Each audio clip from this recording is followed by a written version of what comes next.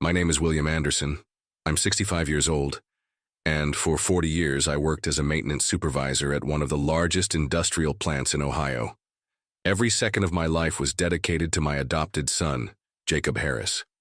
Jacob came to us when he was just 5 years old, a fragile boy with chronic respiratory problems that required constant medical care. My late wife Margaret and I welcomed him as if he were our own flesh and blood. Actually, he was more than that. He was our reason for living. Margaret passed away 10 years ago, a victim of cancer. Even in her final months, she made me promise I would take care of Jacob until the end. "He's special, William," she would say, holding my hand. "Promise me you'll never abandon him." I promised, and I kept that promise religiously. I worked double shifts, weekends, holidays. While other men my age were thinking about retirement, I refused any proposal to stop. Jacob needed me. His medical appointments, expensive medications, physical therapy, all of it cost a fortune, but I didn't care. He was my son. If you enjoy stories of cold-blooded revenge and gripping plot twists, like this video and subscribe to the channel now. There are brand new, unreleased stories here every day, each one more intense than the last. When Jacob married Ava at 28, I couldn't have been prouder. She was a beautiful girl, business administration graduate who seemed to genuinely care about him. The house where they lived? I bought it. Every brick of that 2-story construction in the Columbus suburbs was paid for with the sweat of my labor. "Dad," Jacob told me on the day of the deed transfer, "I don't know how to thank you." I just smiled and replied, "You don't need to thank me, son. It's what any father would do." For years, our relationship seemed solid. Jacob called regularly, visited me on holidays, always treating me with respect. Ava was also cordial, though I noticed a certain coldness in her eyes when we talked about money or the future. But I attributed that to the natural nervousness of a young wife trying to build her own life. Barbara Sterling, Ava's mother, was a successful corporate lawyer in Cleveland. An imposing woman, always dressed in expensive suits and carrying a leather briefcase that cost more than my monthly salary. From our first meeting, she looked at me like I was an old piece of furniture that needed to be discarded. "William," she said once during a Christmas dinner, "have you ever thought about retiring? Maybe it's time to let the young folks take care of themselves." I smiled politely and changed the subject, but her words kept echoing in my head. Gradually, I began to notice subtle changes. Jacob seemed more distant during phone calls. Ava was rarely home when I visited. And when she was, she always found an excuse to leave. "I need to go to the grocery store," she'd say, grabbing her keys with exaggerated haste. But the final blow came in a way I never could have imagined. After 40 years of impeccable service, my health began to decline. Back problems, the result of decades carrying heavy equipment, high blood pressure, type 2 diabetes. My doctor was clear, "William, you need to slow down or your body will make you pay the price." When I finally had to accept disability retirement at 65, my world collapsed. Not because of the end of my career, but because of Jacob's reaction. For 40 years I had been the provider, the invisible pillar that supported the entire family structure. Now, for the first time, I needed help. I called Jacob on a rainy Tuesday in November. "Son, I need to talk to you about my situation," I said, trying to keep my voice steady. "Can I come over tonight?" "Today's not a good day, Dad," he replied with a tone I had never heard before. "Ava is organizing an important meeting with some work colleagues. How about next week?" Next week never came. Every time I called, there was a different excuse. "We're traveling. Ava is sick. We have important commitments." After 3 weeks of attempts, I decided to show up at the house unannounced. When I rang the doorbell, it was Ava who answered. She didn't open the door completely, keeping the security chain on. "William, what are you doing here?" she asked, as if I were an unwanted stranger. "I need to talk to Jacob," I replied. "It's important." "He's not here," she said, looking over her shoulder. But I could see the light from the television in the living room and hear voices inside. "Ava, I know he's home. Please, I just need 5 minutes." That's when Jacob appeared behind her. The son I had raised with so much love looked at me with an expression I'll never forget. It wasn't anger. It was worse. It was contempt. "Dad, what do you want?" he asked, not even trying to disguise his irritation. "I lost my job, son. Due to health problems. I need a place to stay temporarily while I get my life organized." The silence that followed was deafening. Jacob and Ava exchanged glances, as if they were communicating through some secret code I didn't understand. "We don't have space," Jacob finally said. "The house is full. You'll have to find another solution." "Full?" I asked, incredulous. "Jacob, this house has 4 bedrooms. I helped choose the floor plan when you bought it." "When we bought it," Ava corrected, emphasizing the pronoun. "The house is ours now." I felt like I'd been punched in the stomach. "I paid for this house," I said, my voice trembling slightly. "Every payment came out of my pocket." "That was a gift," Jacob replied coldly. "You said yourself it was what any father would do. Now the house is ours and we decide who comes in and who doesn't." It was at that moment that Barbara Sterling appeared in the living room. She had been there the whole time, listening to our conversation. She approached the door with that condescending smile I knew well. "William," she said, adjusting her designer glasses, "you need to understand that Jacob and Ava are adults now. They have their own responsibilities and can't carry dead weight for the rest of their lives." Dead weight. The words came out of her mouth like poison. 40 years of hard work to support this family, I replied, my voice now firmer. 40 years paying all the bills, all the medications, all the necessities, and now I'm dead weight? "You did what was your obligation as a father," Barbara said, crossing her arms. "That doesn't give you the right to be a parasite for the rest of your life." "Jacob has the right to his own life." Parasite. The word echoed in my head like a gunshot. "Dad," Jacob said, avoiding my gaze, "you need to be more independent. Look into social services, Social Security, some assistance program. We can't solve all your problems." I looked at the son I had raised, for whom I had dedicated every day of the last 40 years, and I didn't recognize the person standing before me.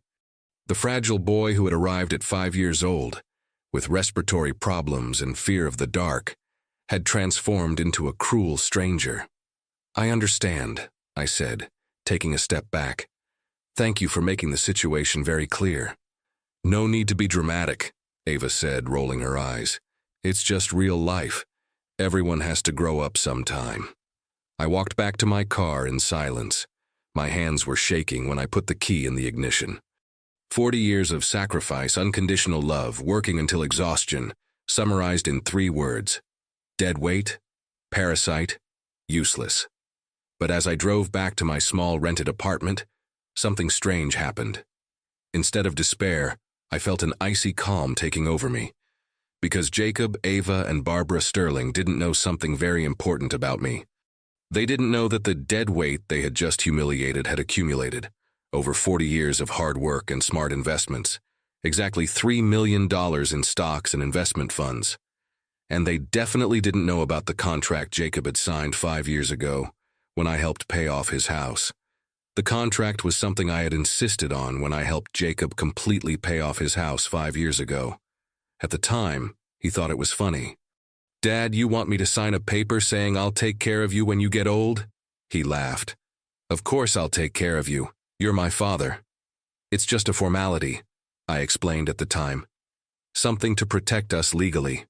Barbara Sterling was present that day and even praised my legal prudence. She herself reviewed the document and said it was perfectly drafted. The contract was simple but clear. In exchange for full payment of the house, Jacob committed to providing adequate care in my old age, including housing when necessary. The penalty for non-compliance was the full return of the property's value, with interest and monetary correction. At the time, that represented $250,000. Today, with the property's appreciation, we were talking about almost $400,000. For 3 days after the humiliation at the door of the house I had paid for, I remained silent, organizing my thoughts. It wasn't anger I felt. It was something colder, more calculated. It was justice. The following Thursday, I called Michael Brennan, a family law attorney I knew through the factory unions. "Mike," I said, "I need to sue my own son." "Jesus, William," he replied. "What happened?" I explained the entire situation, from my forced retirement to the humiliation at the front door. Mike listened in silence, asking a few technical questions. "Do you have the original contract?" he asked. "I do. Signed, notarized, with 2 witnesses. And evidence of the refusal to shelter you?" "I can get it. I have the text messages where he made up excuses and 3 neighbors saw our argument at the door." "William," Mike said, his voice becoming more serious, "are you sure about this? Suing a son isn't something that can be easily undone. He made his choice, Mike. Now I make mine." While Mike prepared the legal documentation, I began my own discreet investigation. I discovered that Jacob had been bragging at work about finally getting rid of the old man. A colleague of his, Tom Martinez, who had known our family for years, was so shocked by the comments that he sought me out personally. "Mr. Anderson," Tom said, clearly uncomfortable, "I know it's none of my business, but Jacob has been saying some things at the office that, well, don't match the man I thought he was." "What has he been saying, Tom?" "That you were trying to take advantage of him. That you had always been a burden in his life. That he was finally going to have freedom to live without having to support a parasite." Tom made air quotes saying the last word. "Sorry, Mr. Anderson. I know those words must hurt. Thank you for telling me, Tom. This is very important." Tom agreed to serve as a witness if necessary, as did 2 of Jacob's neighbors who witnessed our argument at the door and were shocked by the treatment I received. A week later, Mike called. "William, we have a solid case. The contract is valid, the evidence is clear, and the refusal to comply with the terms is well documented. Do you want to proceed?" "I do." "Is there anything else you need to tell me?" Mike asked. "Any detail that might affect the case?" "Yes," I replied calmly. "I have $3 million in investments that they don't know exist." The silence on the other end of the line lasted almost 10 seconds. "$3 million?" Mike repeated, incredulous. 40 years of investing 20% of every paycheck, Mike. Stock in the company where I worked, growth funds, some conservative investments. I never touched that money. It was supposed to be Jacob's inheritance. Was? Now it's my comfortable retirement and my guarantee of independence." When Jacob received the court summons, the reaction was exactly what I expected. He called me screaming. "Have you lost your mind?" he yelled into the phone. "You're suing me over a piece of paper I don't even remember signing?" "You do remember, Jacob. Your mother-in-law even reviewed the document. This is ridiculous. I'm calling Barbara right now. She'll put an end to this nonsense in 5 minutes." "Feel free," I replied calmly. "Mike Brennan is waiting." Barbara Sterling called 2 hours later. Her voice had the same condescending tone as always, but I detected a slight concern behind the arrogance. "William, this is a pathetic attempt to manipulate my son-in-law. You know this lawsuit won't amount to anything." "Maybe," I replied, "but it'll be interesting to find out. Look, let's resolve this like civilized adults. Jacob can give you $500 a month for a year. It's more than you deserve, considering you're the one who chose not to plan adequately for retirement." "No, Barbara. We'll resolve this in court." "You're making a terrible mistake," she said, her voice becoming more threatening. "I can sue you for harassment, for defamation, for attempted extortion. I have resources you can't even imagine." "I'm sure you do," I replied. "See you in court." When I hung up the phone for the first time in weeks, I smiled. They still had no idea what was coming. The trial was scheduled for a cold Tuesday in January. I arrived at the courthouse 20 minutes early, wearing my best suit, the same one I wore to Jacob's wedding. Mike Brennan was waiting for me at the entrance with a briefcase full of documents. "Are you ready for this, William?" he asked. "I've never been more ready in my life." Jacob, Ava, and Barbara Sterling arrived 5 minutes late, clearly confident. Barbara wore an Armani suit that probably cost more than 3 months of my salary. She greeted the judge as if they were old friends, which they might have been, considering Cleveland's social circles. "Your Honor," Barbara began, "this is a regrettable case of an elderly man trying to extort money from a hard-working son. The alleged contract in question is an obscure document signed under emotional pressure. Mike stood up calmly. Your Honor, we have here a valid contract, voluntarily signed by both parties, notarized with witnesses. There's nothing obscure or emotional about this document. The judge, Honorable Robert Chen, examined the papers carefully. Ms. Sterling, were you present when this contract was signed? Barbara hesitated for a moment. I was, Your Honor, but only as an observer. And did you review the document? Briefly, yes. And did you find any legal irregularities at the time? Another moment of hesitation. No, Your Honor. Mike presented the evidence systematically. The original contract, the text messages where Jacob made up excuses not to see me, the testimonies of witnesses who witnessed my humiliation at the front door, Tom Martinez's testimony about the derogatory comments Jacob made at work. When it was Jacob's turn to testify, he was visibly nervous. Mr. Harris, Mike asked, do you remember signing this contract? Vaguely, Jacob replied, avoiding my gaze. Vaguely? You signed a legal document involving your house, valued at $400,000, and you only vaguely remember? It was a long time ago. 5 years, Mr. Harris, and were you under any kind of coercion when you signed? No, but thank you. Now, when your father sought your help after losing his job due to health problems, what was your response? Jacob looked desperately at Barbara, who made a discreet gesture for him to remain calm. I said we didn't have space. In a 4-bedroom house? We use the extra bedrooms as an office and other things. Other things, I see. And when your father mentioned that he had paid for this house, what did you respond? That it was a gift. A gift that now has a value of $400,000, correct? Yes. And at any point did you offer alternative help to your father? Temporary financial assistance? Help finding housing? Anything? Jacob remained silent for almost a minute. No. When it was my turn to testify, I spoke with the same calm I had maintained throughout the entire process. Your Honor, I worked 40 years to give my son the best life possible. I paid for his education, his medications, his house. I never asked for anything in return except what any father expects, a minimum of respect and care in old age. I didn't receive even that. Barbara tried one last gambit during her closing argument. Your Honor, Mr. Anderson is trying to transform paternal generosity into legal obligation. No father should be able to force a son to— Mrs. Sterling, the judge interrupted. You yourself reviewed this contract and considered it valid. You cannot now argue its invalidity. The sentence was clear and direct. Judge Chen determined that Jacob had violated the contract terms and should pay $350,000 in damages, plus court costs. The house could be seized if payment wasn't made within 90 days. Jacob's face turned white. Ava began to cry. Barbara Sterling, for the first time since I'd known her, was completely speechless. But I didn't feel satisfaction. I felt relief. After the trial, I used part of the settlement money to buy a small cozy house in Clearwater, Florida. A little 2-bedroom house with an ocean view, where I wake up every day hearing the sound of waves.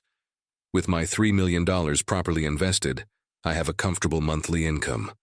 I volunteer at the local library, teach basic math to adults, and for the first time in 40 years, I live for myself. 6 months after the trial, Jacob showed up at my door. He was thinner, with deep dark circles, clearly desperate. Dad, he said, his voice choked. I made a terrible mistake. Forgive me.